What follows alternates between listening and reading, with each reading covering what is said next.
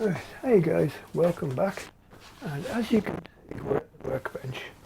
Right, what are we doing? Well, we're going to fletch, do some fletching.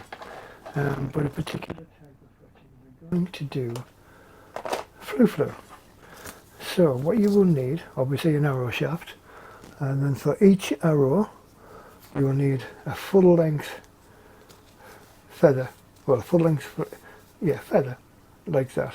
First thing, I've got one that I did earlier on, but we'll come back to that. First thing you're going to do is you're going to trim this to about the right length. You want it to be about 5 inches long, but what are you going to trim it in a particular way? First thing we're going to do is we're going to cut up parallel with the quill and cut off the feathery bit on each end. It's going to take about an inch of the fluffy stuff off. Just like that. And we'll do both ends as close to the quill as you can possibly get.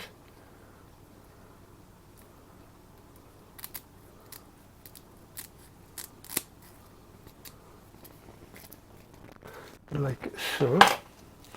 And then if, for instance, at the thick end, take a sharp knife and carefully just trim off the base of what's left of the fluffy bits, because you want this to lie as flat to the shaft as you can get it. So you need to trim that.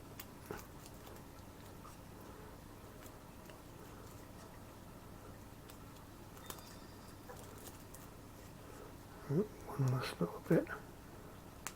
There we go. Same at the other end as well.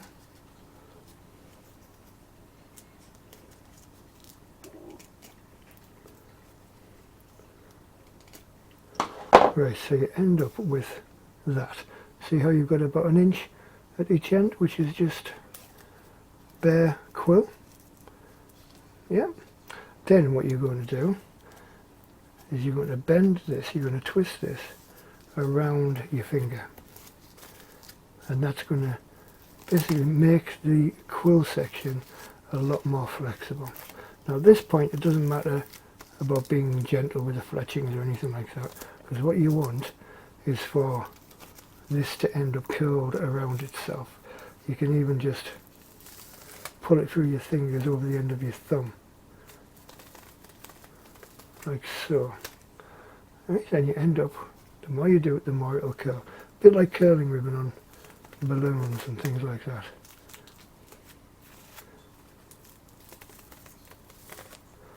There we are. Yeah. So, and you could even wrap it around the arrow shaft, like so.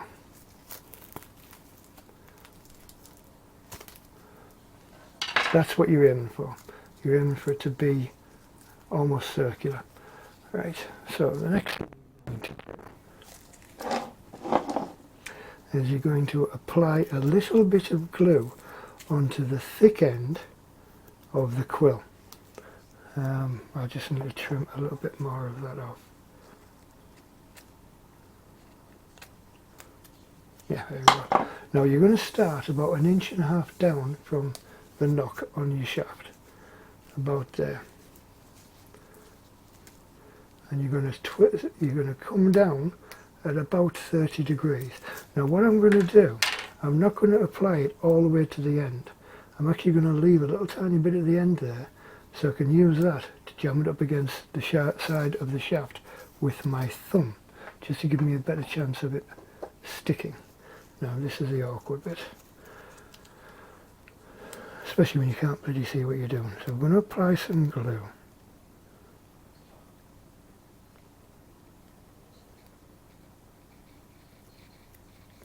Now unfortunately, if you're as blind as a bat like I am, you're reliant on catching the light to let you know when you've got glue onto the shaft. Either that, or a drop of it falls onto your trousers, which are made out of a man-made material, which then starts to heat up as the glue glues the material to your leg. Speaking from experience here, by the way, I don't think there's any glue on there.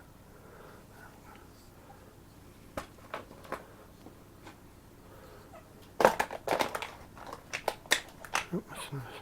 Let's have a look. Actually, there's a little bit, but not enough. I was just smelling it there.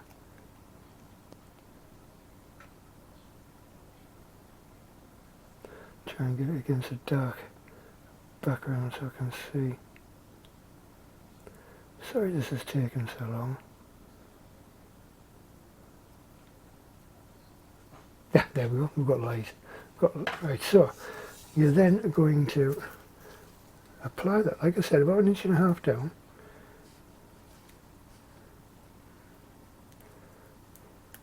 Just hold it in place with your thumb.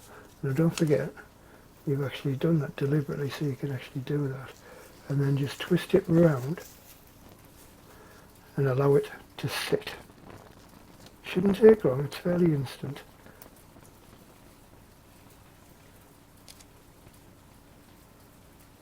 I've glued my fingers to it. Right, there we go. So we're just going to let that sit for 10 minutes or so to let it cure properly. Right, so while you were away I did a couple of these things.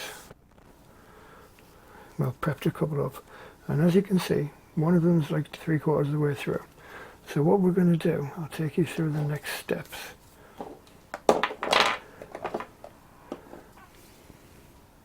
So you're going to get hold of your arrow with the fletching, give your super glue a good shake. Now what we're going to do is we're going to apply a certain amount of super glue, if we can actually see where we are, and we're going to let it run down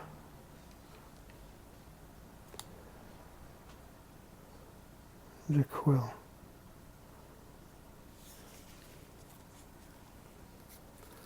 Get hold of that like that. This is one of those jobs where it would actually be easier if you had 3 hands, or you had somebody to help you, especially if you're blind as a bat like I am. We're just going to apply the glue to the quill. We're not going to do the entire length. We're going to do it in 2 stages. Right, so we've applied glue, and then we're just going to, at about the same angle as we started at, about 30 degrees, I'm going to twist it around the shaft, trying not to trap the previous fluffy bits underneath. Now what we're going to do the full length, we're going to go the full length just to hold it in place. But what we're going to do now is we're going to use this stuff. This is an activator for super glue.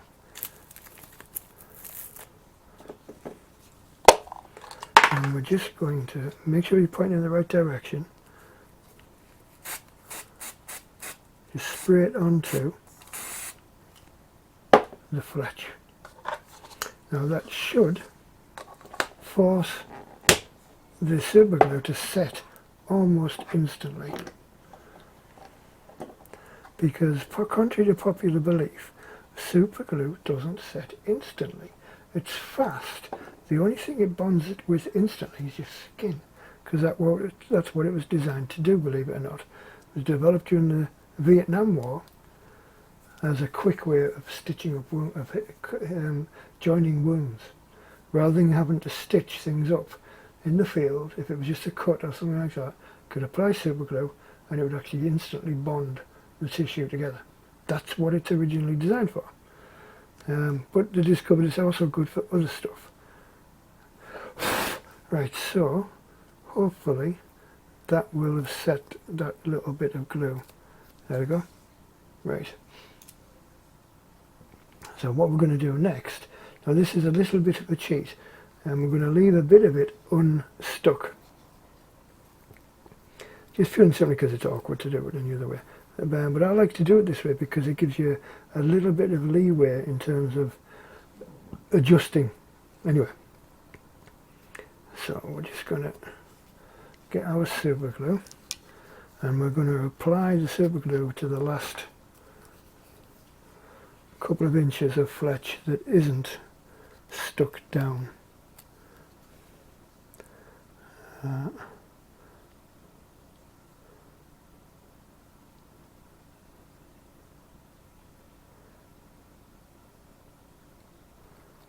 This is the awkward bit, it's trying to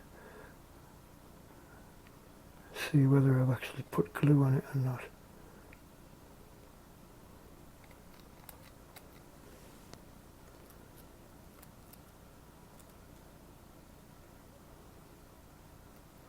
Sorry if I'm hiding the process with my shoulders or anything, but I need to get a black background. I can't tell whether the glue has gone onto it or not. Ah, there we go, I can see glue now.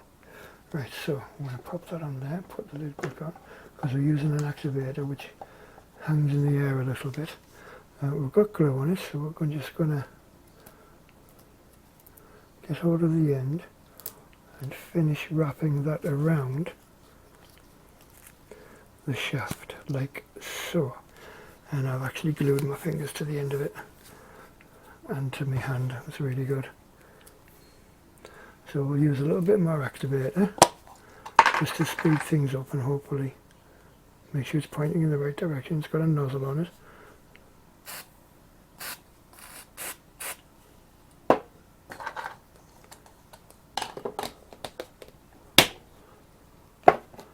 Right, it's going to sit here for a couple of minutes, and while you're doing that you could actually just tease the individual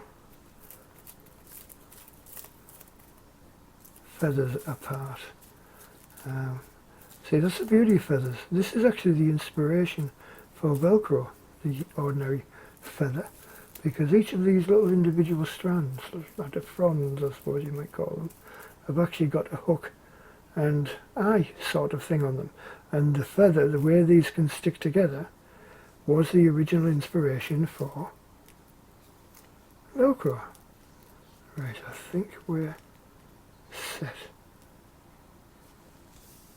There we go. So there we have it, almost finished flu fletching. Now what we're going to do now is we're just going to finish off the whole thing with a little bit of heat shrink. This will just lock down the fletchings. So we'll cut about an inch off our, like so,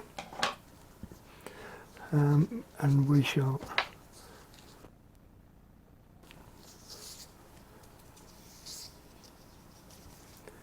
right, where are we? Now I'm just going to trim, using the knife again, the end of the quill, just to give us a neater finish.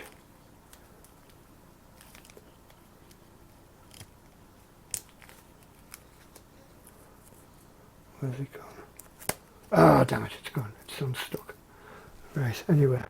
But anyway, you get the notion, and what you're going to end up with, hopefully at the end of it, is that heat shrunk over the end, top and bottom, just to neaten things up a little bit. I haven't actually done that one.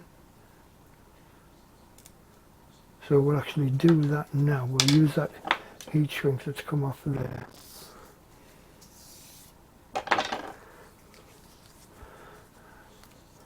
We've done the bottom. We'll put the heat shrink over the top.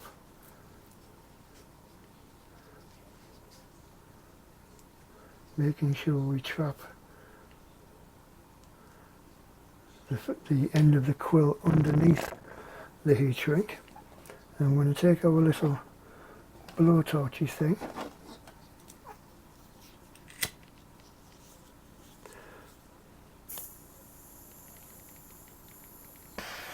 and like that. Now carefully, without setting fire to the quill, the feather, we're just going to shrink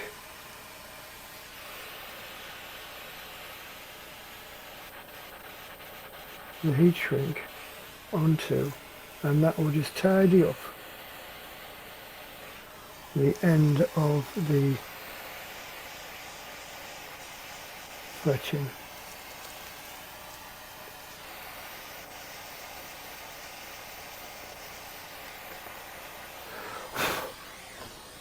Just pop that over there, try not to set this fire to anything.